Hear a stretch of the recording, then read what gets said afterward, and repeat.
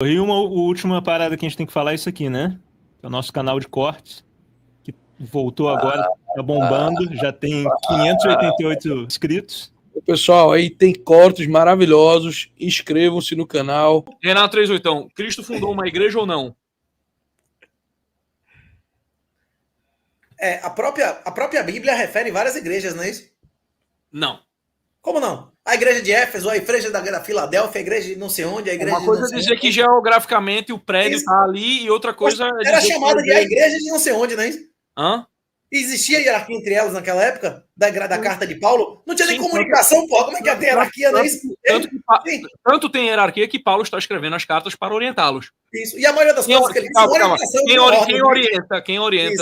Quem orienta tem posição hierárquica acima do orientado ou não? Mas orientação você pode receber de alguém que você está, inclusive, abaixo da sua hierarquia. Não, mas orientação é uma coisa, a ordem é outra. Autoridade, né? Quem deu autoridade a Paulo para orientar a igreja de Éfeso? De Jesus. Né? Os apóstolos todos, puta que pariu, né? Então, quando estamos ali nos Atos dos Apóstolos, por exemplo, Renato 38, né? Tipo, uma das primeiras discussões é, tipo, a gente teve Judas o traidor, não é isso? O que é que a gente faz? Tipo, Judas, ele era aqui, tipo, bispo nosso, né? Tipo, ele era do nosso rolê. Quem é que vai entrar no... Era o tesoureiro de Jesus, bicho. Era o tesoureiro de Jesus. Sim. Ponto é, alguém teve que ser nomeado para substituir. Então, há uma decisão institucional. Então, tipo, há uma igreja ali já em Atos dos Apóstolos sendo fundada, né? E, tipo, Pedro tem discípulos, esse discípulo tem discípulo, esse discípulo tem discípulo. Aqui, quando a gente, tipo, fala, né, da igreja católica, a gente tem um negócio chamado sucessão apostólica, certo? E isso, se não fizesse nenhum sentido, tipo, não teria nem por que ter na Bíblia essa discussão e não teria nem por que a gente... Eu reconheço a primazia da igreja católica. A gente ficava só com umas narrativas de evangelho, né, tipo, acerca dos acontecimentos da vida de Jesus, e a parte do Velho Testamento que se referia à vida de Jesus. Se fosse só assim, né? Mas não, Jesus deixou uma igreja. Tipo, eu acho que é inegável, eu acho que é impossível você, Renato 38, então, aqui meu amigo, negar que ele instituiu uma igreja. Eu não nego. Inclusive, uma coisa mais forte, inclusive, do argumento mais forte do que o que você está dizendo, é a árvore pelos frutos. Sim. Quem escolheu os livros da Bíblia? A pergunta é essa.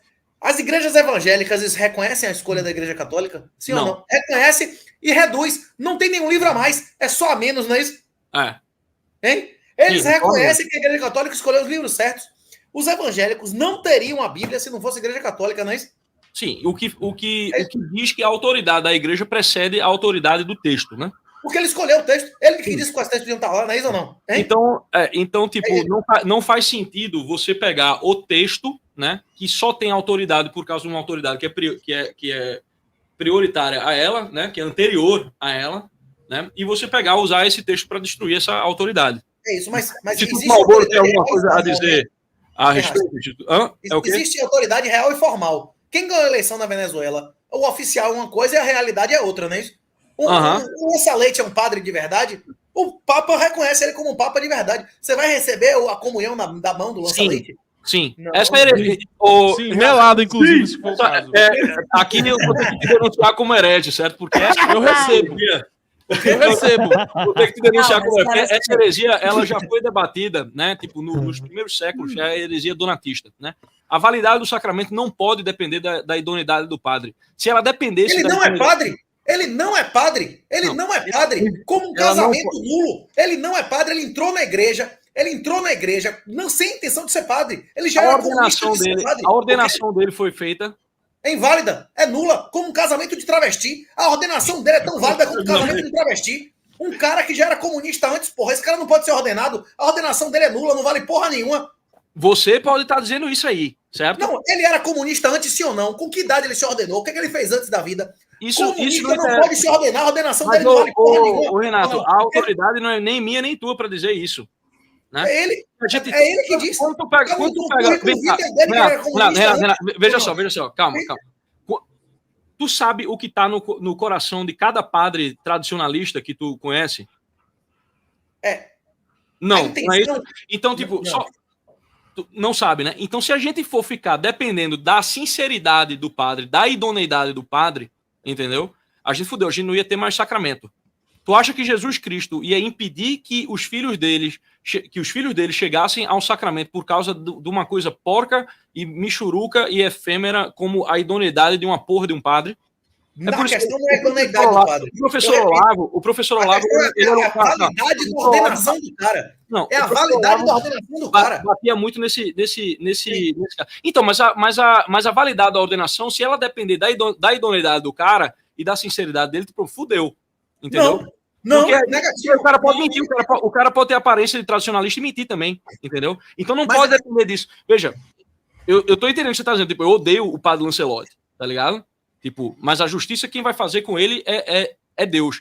Se ele deu um sacramento ali para um cara que se ajoelhou e que estava em estado de graça, aquele cara recebeu o corpo de Cristo. E isso é uma das coisas mais importantes, né?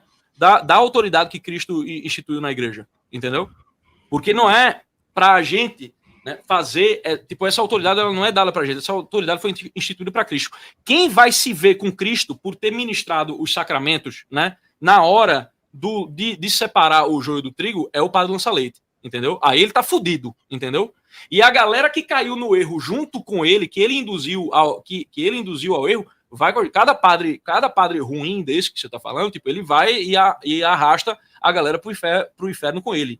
Assim como um padre bom pode arrastar todo mundo, mas a gente não pode depender, né, tipo, da idoneidade de alguém, tipo, tá entendendo? Para dizer que aquele cara é padre ou não. Se a gente tem que confiar na ordenação. Se a ordenação foi feita, tipo, segundo os moldes formais, né, o sacramento que ele tá fazendo ali é válido, entendeu? Tipo, e você não é culpado por isso, entendeu? Se eu tiver num lugar que não tem outra missa, a não ser de um padre da teologia da libertação, a minha obrigação ainda é ir a de lá e de tomar. Isso não sou eu que tô dizendo, isso é a autoridade da igreja, tá entendendo? Tipo, essa é, porque, veja, quando começou ali essa discussão nos primeiros séculos, imagina a quantidade de doidão, de padre doidão que não tinha, tá entendendo? Fazendo todo tipo de coisa, que fazia ritual, não sei o que lá, entendeu? Imagina a quantidade de merda que não tinha na época. Então começou essa discussão, né?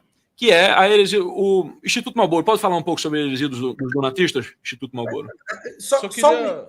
Só uma coisa, eu não estou falando sobre a intenção do cara. Eu estou falando sobre atos públicos do cara. Você não pode servir a dois senhores ao mesmo tempo. Você não pode servir a Deus e a Mamon. Quem é comunista, quem é filiado ao Partido Comunista, quem é comprometido, militante a grupo comunista... Mas ele nunca foi filiado ao Partido Comunista, esse é o problema. Tipo assim, se o cara chegou lá só para comer, se o cara tá dentro da igreja para comer, ele pode não ter uma intenção ruim, mas eu não tenho autoridade para dizer que eu não tenho como julgar o coração dele. Agora, na hora que o cara tem uma militância específica de serviço a Satanás e se ordena posteriormente, sem nunca se arrepender aos atos dele, é lógico que a ordenação é nula, porra. Esse cara é infiltrado, porra. Como é que você vai reconhecer o cara como autoridade espiritual? Não é porque ele Quais nunca... são os critérios para uma ordenação válida? É porque, calma. Então, eu é não porque sou para você ser considerado excomungado... Não, calma, aqui a questão é porque é o seguinte, ou se a gente entenda que se eu pegar esse sentimento que você tem, que é um sentimento que eu compartilho, certo? Tipo, o padre Lança-Leite, eu não vou procurar receber comunhão dele, tá ligado? Você vai se confessar com ele? Se aconselhar com ele? Você vai se confessar? Se só tivesse ele ali, eu me confessaria com ele facilmente. E a minha confissão com ele, tá ligado? Quanto mais profunda fosse a insinceridade dele, mais fundo ele ia terminar no lago de fogo. Eu preferia me confessar com meu pai, que tem autoridade espiritual sobre mim. A nossa Calma aí. Eu fui confessar esse fim de semana, o padre estava dormindo. Calma aí, vamos O padre estava roncando, eu confessando, cara, esses dias. Eu não sou padre. Ele roncando, eu tô ouvindo ronco, cara. Renato, é porque você tá olhando para isso da maneira errada, você tá invertendo o negócio, tá entendendo? Tipo, você tem que, tipo, isso é uma garantia que a igreja é uma mãe por fazer isso, tá entendendo? Por ela deixar que um filho de uma puta, de um pedófilo escroto, filho de uma puta comunista, tá entendendo? Tenha a capacidade de ouvir a sua confissão e ministrar o sacramento Em nome de Jesus? Sim, o fato dela só na crise. É pior. Ele é sem Só na crise. Esse cara tá indo pro inferno. Tem papa que tá no inferno. Tá entendendo? É isso. Agora, por eu não ser um leigo... Dante não colocou um monte de papa no inferno? Mas nenhum de nós... Ele não deixou de... Ele não pegou e parou de se confessar porque ele achava que o padre fulano, não sei lá, ele colocou um bispo lá, né? Ele colocou alguns papas, entendeu? Renato, digo mais, eu reconheço que os padres têm um papel, têm e tiveram um papel fundamental. Até o Big Ben, as universidades, os padres foram fundamentais, inclusive... Não, mas isso aí é em termos civilizacionais, eu não estou falando disso. Né? Agora, se eu fosse pegar em termos civilizacionais, o padre de lança-leite ele teria que ser extirpado da vida agora, tá entendendo? Mas a gente não está falando em termos institucionais, a gente está falando do ministrar dos sacramentos, que tem a ver com a salvação da alma, que é um negócio infinitamente superior a qualquer governo do mundo. Se o mundo cair nas mãos dos comunistas, entendeu? E uma alma se salve e vá para o céu, essa alma que se salva vai para o céu, ela ainda vale mais do que todos esses potestados, entendeu? Perfeito, então, exatamente. Inclusive, Renato, mas é mais do que isso. Os caras meteram uma denúncia criminal, porque eu disse que a alma de uma criança valia mais do que todos os animais para Deus. Os caras meteram uma denúncia de apologia ao crime. Por quê? Não, porque eu disse, não é nem minha opinião, para Deus. E me meteram a denúncia de apologia ao crime. Ela te meteu uma denúncia por isso, foi. Não, apologia ao crime. Apologia ao maltrato. Que não tem hospital veterinário. Isso é apologia ao maltrato de animais. Todos os animais do mundo não valem uma alma de uma criança. Isso não é nem o poste mijando no cachorro, é o policial pegando o cachorro e batendo no cara. Né? Vocês estão me ouvindo aqui? Vocês estão me ouvindo? Você concorda que a salvação foi da igreja, né? Estou ouvindo, Miorim. Você concorda que várias Renato, até a igreja de Canalha, até a igreja de Macedo, tem pessoas salvas, não é isso? Mas, Renato, com intenção ali, ou não? Renato. Se elas estão salvas, elas estão dentro da igreja. Entendeu? Mas, Renato, é ainda mais o cara que está embaixo do caminhão que entrega lá, ele não quer saber qual é a denominação. Eu acho que o cara rezou o Pai Nosso. Tudo bem. Renato, Ninguém tá falando disso. Por exemplo, você pode, tipo, o batismo, por exemplo, é um negócio bastante amplo. Tipo, tem uma permissividade muito grande para quem pode batizar ou não, né? Até porque você tá ali, tipo, sei lá, uma criança digamos, você chegou ali, tem uma criança, você teve um caso de uma criança num para-brisa. No para-brisa, né? Você, Renato, 38 pode pegar, tipo, uma água, tipo, e se alinhar à intenção da igreja e dizer, tipo, eu te batizo em nome do Pai de Jesus a vida dessa criança. Exato. Eu te batizo em nome do Pai, do Filho e do Espírito Santo. Usar essa forma, tá entendendo? Renato. Tem um batismo válido. Mas, por favor. Mas é uma coisa até mais específica, Renato. Veja como são as coisas. O padre, quando está no ato da comunhão, ele está em persona Cristo. Ele está, tal como a pessoa de Cristo, ali naquele momento, e distribuindo o corpo e o sangue de Nosso Senhor.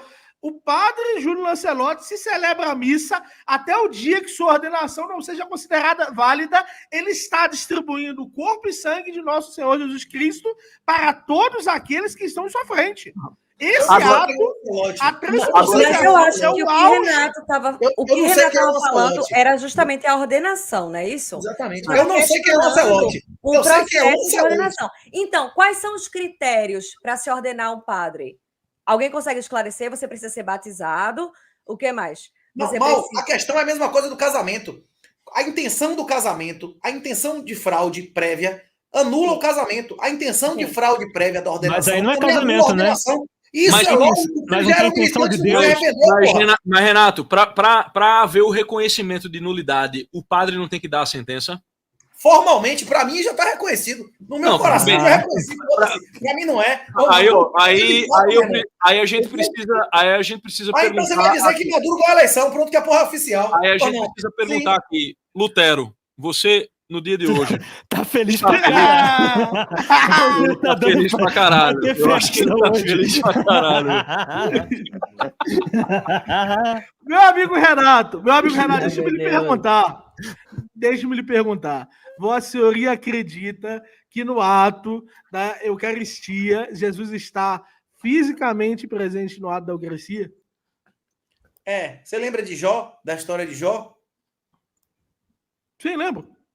Que Deus pergunta, você tá vendo essas estrelas aí, sacana? Você sabe por que Deus, o papai aqui criou essas estrelas?